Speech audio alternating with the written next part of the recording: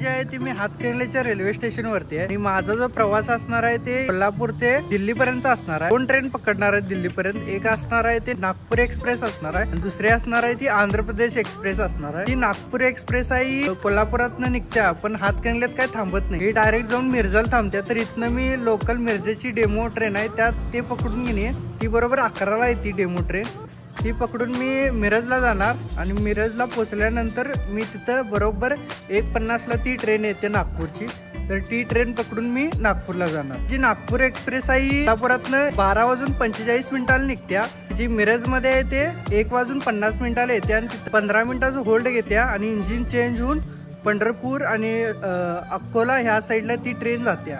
तर नागपूरमध्ये नाही म्हणला तर ही जी ट्रेन आहे ही बरोबर 12ला जाऊन पोहोचत्या। तर डिले कुठलाही होत नाही। मध्ये आधी पंढरपूरमध्ये ते जर आवरे डिले म्हणला तर याचा पंढरपूरमध्ये ते डिले होते 24 मिनिटात। ते काय असेल टाइम ते नसेल तुम्हाला ॲक्युरेट सांगत जातो।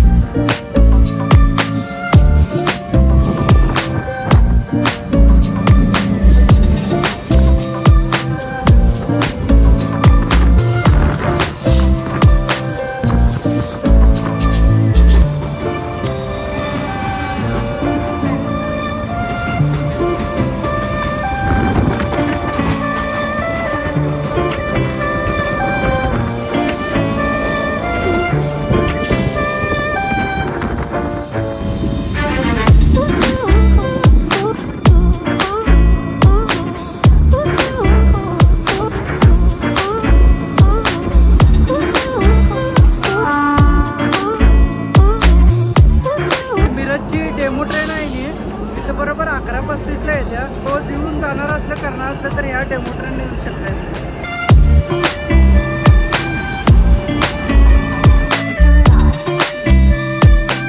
रेल्वे स्टेशन वरती आलाय नी, ते प्रतीक्षाला आहे वेटिंग हॉल, सामान्यचे वेटिंग हॉल आहे ते इथं समोर आहे। तर तुम्ही इथं वेटिंग दिन करू शकता।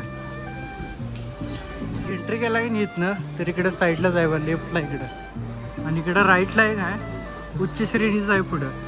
तर तिथं तुम्ही उच्च श्रेणी म्हणजे 3AC तिकीट असले की तिकडे तुम्ही वेटिंग करू शकता। वेटिंग रूम आहे पुढे। इकडे आहे ते उच्च श्रेणीचं महिलांचं आहे आणि इकडं आहे ते समोर बरोबर पुरुषांचा इथं.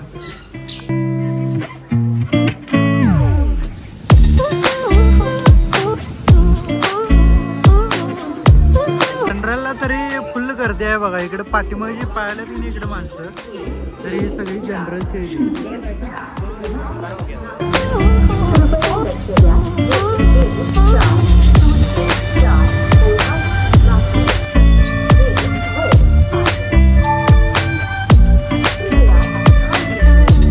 आता जे आहे ते मी मिरजच्या रेल्वे स्टेशन वरती आहे. माझ्या ही मागे जी रेल्वे आहे ती नागपूर एक्सप्रेस आहे. बरोबर कोल्हापुरातनं 12:45 निघत्या. ते मिरज मध्ये नाही म्हणलं तरी 1:50 येते. इथं 15 मिनिटाचा टाइम घेत्या. इथं 15 मिनिटं होल्ड करत्या आणि इथनं बरोबर 2:05 निघत्या आणि बरोबर नागपूरमध्ये साराला जाऊन पोहोचत्या. टोटल डिस्टन्स असणार आहे नी ती कोल्हापूर ते 1037 किलोमीटरचा असणार आहे टोटल डिस्टन्स.